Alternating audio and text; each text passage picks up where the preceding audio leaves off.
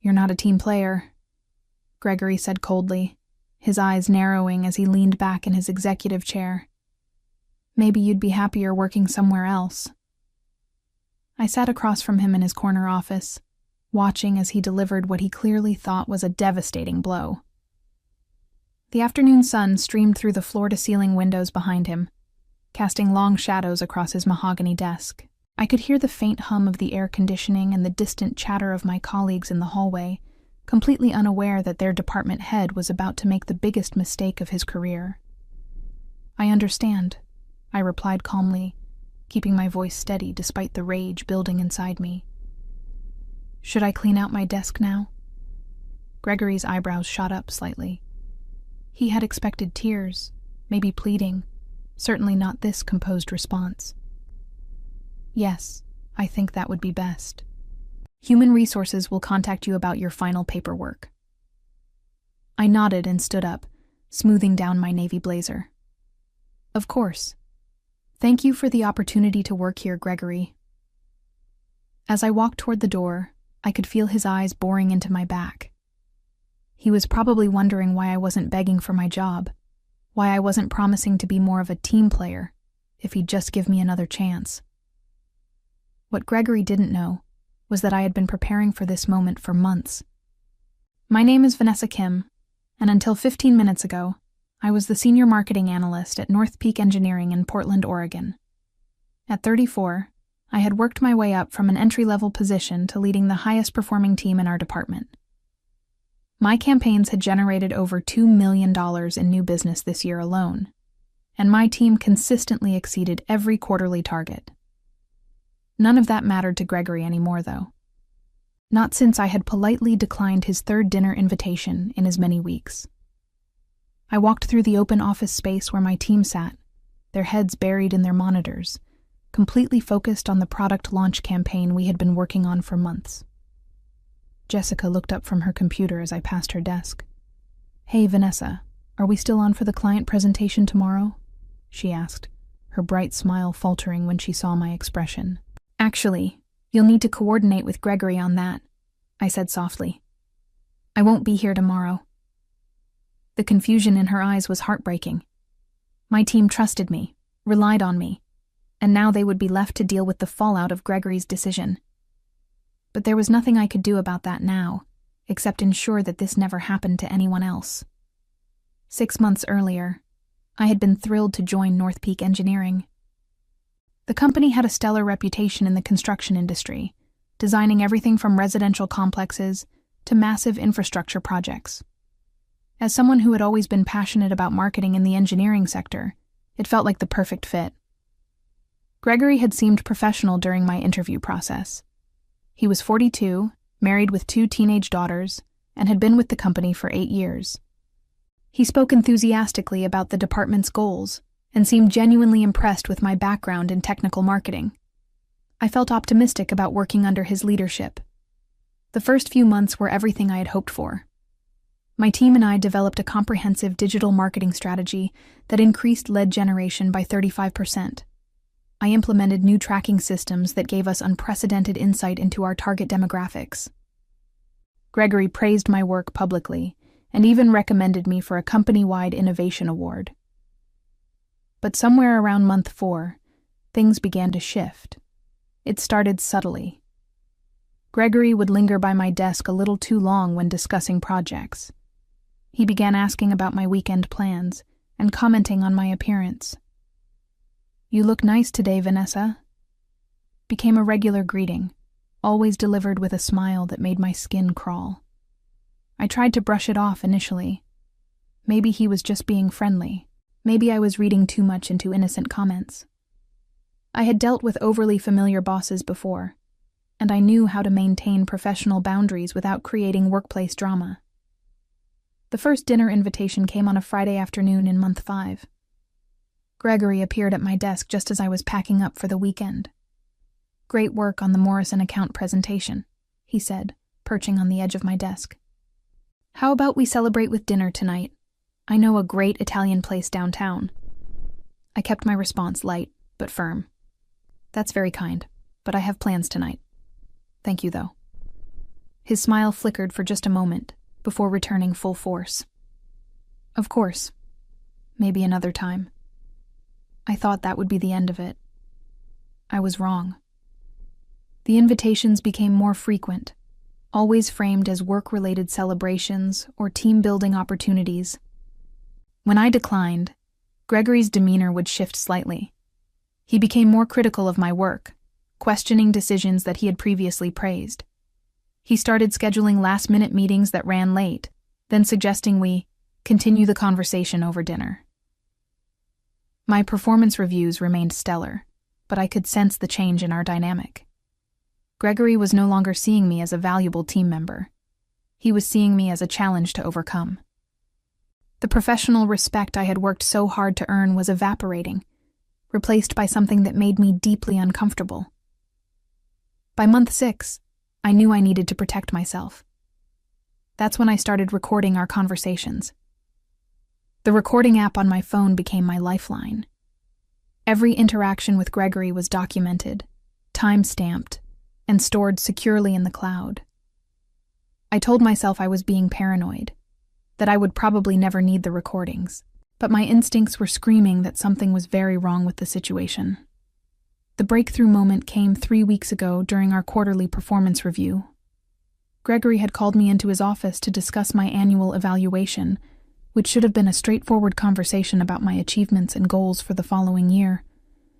"Your numbers are impressive as always," Gregory said, scrolling through the report on his computer screen. "The team really responds well to your leadership style." "Thank you," I replied, relaxing slightly. Maybe I had been overthinking everything. Maybe we could get back to a normal working relationship.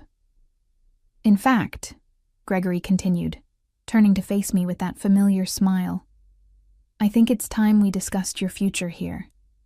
There might be a promotion opportunity coming up in the next quarter." My heart skipped with excitement. A promotion would mean more responsibility, better pay, and validation of all the hard work I had put into building my career. That sounds wonderful. What would the role entail? Gregory leaned forward, his elbows on his desk. "Well, that depends on how committed you are to being part of the leadership team. It requires a lot of collaboration, relationship building, sometimes working closely together outside of normal office hours." The way he emphasized "closely together" sent a chill down my spine. I kept my expression neutral, but inside, alarm bells were ringing. "Of course," I said carefully, "I'm always willing to put in extra effort for important projects." "Excellent." Gregory's smile widened. "Why don't we start with dinner this Friday? We can discuss the details of the position, maybe talk about your long-term career goals." "I'm thinking somewhere nice. Maybe that French restaurant on Northwest 23rd Avenue. There it was, the quid pro quo that I had been dreading. A promotion dangled like a carrot, contingent on my willingness to blur the lines between professional and personal relationships. "I appreciate the consideration," I said, my voice steady despite my racing heart. "But I prefer to keep business discussions in the office. Perhaps we could schedule a meeting next week to go over the details." Gregory's expression darkened almost imperceptibly. "Vanessa, successful people in this industry understand that relationships matter. Networking, building trust, showing that you're committed to the team. These things don't happen in conference rooms." "I understand," I replied, "but I'm not comfortable with dinner meetings. I hope you can respect that boundary." The silence stretched between us for what felt like an eternity. Gregory's jaw tightened, and when he finally spoke, his voice had lost all warmth. "I see. Well, I suppose we'll have to reassess your fit for leadership roles here." That was the moment I knew my job was in jeopardy. The retaliation began almost immediately. Gregory started excluding me from high-level meetings that I had always attended. Important emails that should have been copied to me mysteriously went to other team members instead. Projects that had been mine for months were suddenly reassigned without explanation. My team noticed the changes, though they didn't understand the cause. Jessica approached me one afternoon, her brow furrowed with concern. "Vanessa, is everything okay? Gregory said he's taking over the Henderson Industries presentation next week. I thought that was your project." I forced a smile, not wanting to drag my team into the toxic situation. "Just some reshuffling of responsibilities, nothing to worry about." But privately, I was documenting everything. Every slight, every reassignment, every passive-aggressive comment was recorded and cataloged. I also began researching employment law, spending my evenings reading about hostile work environments and retaliation cases. The second dinner invitation came 2 weeks later, right after I had successfully closed a major deal with a new client. Gregory summoned me to his office, ostensibly to congratulate me on the win. "Outstanding work on the Cascade construction contract," he said, though his tone lacked genuine enthusiasm. "That's exactly the kind of initiative that makes someone promotion material." "Here we go again," I thought, discreetly pressing the record button on my phone app. "Thank you," I replied. "The team put in a lot of excellent work on that proposal." "They did, but leadership comes from the top. Speaking of which, I think it's time we had that dinner conversation about your future here. How about tomorrow night?" I had practiced this response in my head dozens of times. "I appreciate your interest in my career development, Gregory, but as I mentioned before, I prefer to keep business discussions in the office. Perhaps we could schedule a formal meeting with human resources present to discuss advancement opportunities." The suggestion of involving human resources was deliberate. I wanted to see how he would react to the prospect of outside oversight. Gregory's mask slipped completely. His face flushed red, and his voice turned cold. "Vanessa, I'm beginning to think you don't understand how things work here. This company values team players, people who are willing to go the extra mile to build relationships. If you're not interested in being part of that culture, maybe you should reconsider your career path." "I'm very committed to my career," I said firmly. "I just believe in maintaining professional boundaries." "Professional boundaries," Gregory repeated, his tone mocking. "That's an interesting way to describe being uncooperative." The conversation ended there, but I could see the wheels turning in Gregory's head. He was done with subtlety. The gloves were about to come off. Over the next week, my work environment became increasingly hostile. Gregory began micromanaging every aspect of my job, demanding detailed reports on tasks that had never required oversight before. He criticized presentations that had previously earned praise, finding fault with formatting and word choices that he had approved just days earlier. The most damaging incident occurred during a client meeting with Portland Metro Development. I had spent weeks preparing a comprehensive marketing strategy for their upcoming housing project, but when we sat down with their executive team, Gregory undermined me at every turn. "What Vanessa is proposing is certainly creative," he said, with a patronizing smile. "But I think we need to take a more conservative approach. Let me walk you through some alternative strategies." He proceeded to present a watered-down version of my original proposal, taking credit for the research and insights I had developed. The clients looked confused by the mixed messaging, and I could see our credibility slipping away in real time. After the meeting, I confronted Gregory privately. What just happened in there was unprofessional and damaging to our client relationship. Gregory's response was ice cold. What happened in there was leadership. Maybe if you spent less time worrying about boundaries and more time being a team player, you'd understand the difference. That night, I called my attorney. Margaret Chen? No, I caught myself before thinking her name. My attorney's name was Margaret Thompson, and she specialized in employment law. I had found her through a referral from a former colleague who had dealt with a similar situation at her previous job. When I called her office, her secretary scheduled an appointment for the following day. Margaret's office was in downtown Portland, occupying the 15th floor of a sleek glass building. She was a woman in her 50s with sharp eyes and an air of competence that immediately put me at ease. After I explained my situation and played several of the most damning recordings, she leaned back in her chair and nodded grimly. You've done exactly the right thing by documenting everything, she said. These recordings clearly establish a pattern of harassment and retaliation. The fact that he's tying your job security to personal dinner invitations is textbook quid pro quo harassment. What are my options? I asked, feeling a mixture of relief and apprehension. We have several paths forward, Margaret explained. You could file a complaint with the Equal Employment Opportunity Commission, pursue internal resolution through your company's Human Resources Department, or prepare for potential litigation if the situation escalates further. What would you recommend? Margaret considered this carefully. Given that your supervisor has already begun retaliating against you professionally, I suspect this situation will continue to deteriorate. I'd recommend preparing for all possibilities while trying to protect your current position as long as possible. She was right, of course. When I returned to work the next day, the tension was palpable. Gregory barely acknowledged my presence during our morning department meeting, and when he did address me directly, his tone was dismissive and cold. The third dinner invitation came exactly 1 week later, and it would prove to be the final straw. I was working late, trying to catch up on projects that Gregory had unnecessarily complicated with his new micromanagement requirements. The office was nearly empty, with just a few dedicated employees scattered throughout the floor. When Gregory appeared at my desk at 7 p.m., I knew immediately what was coming.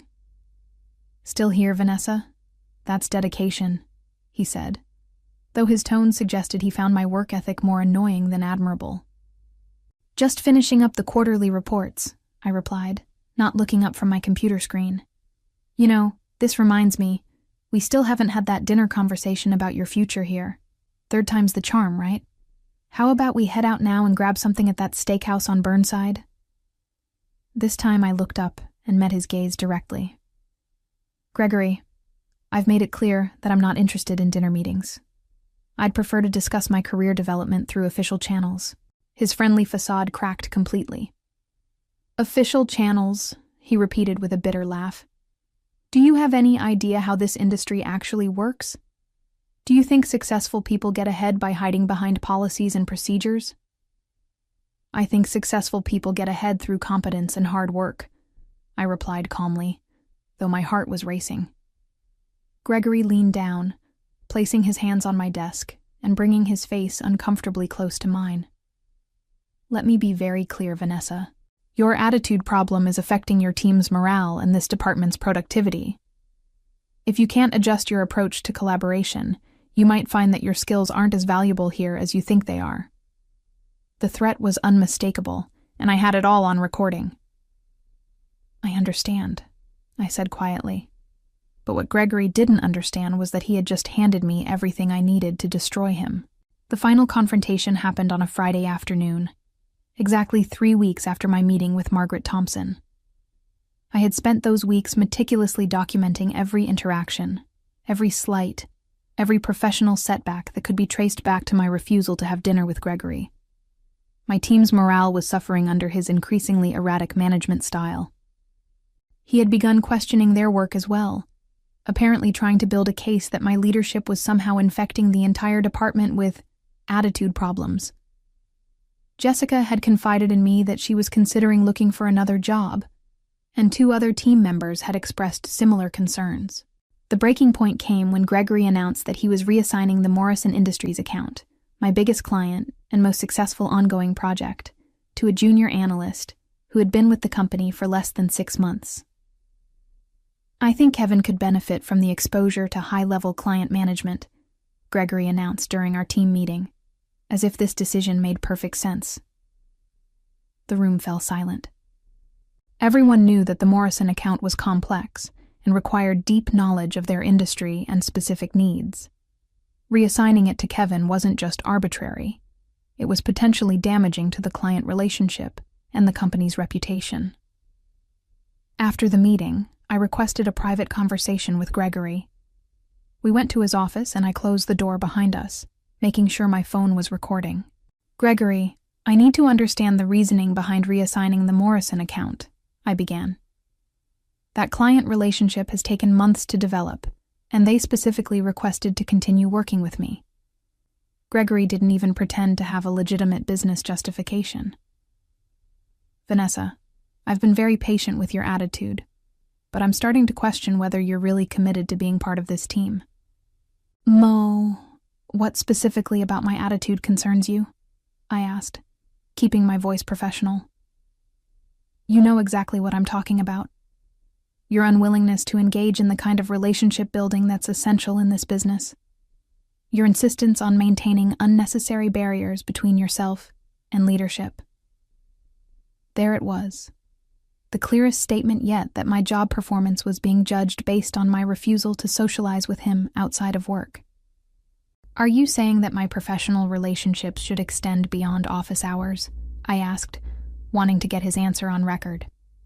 I'm saying that people who want to advance in this company need to show that they're willing to invest in building trust and rapport with their supervisors.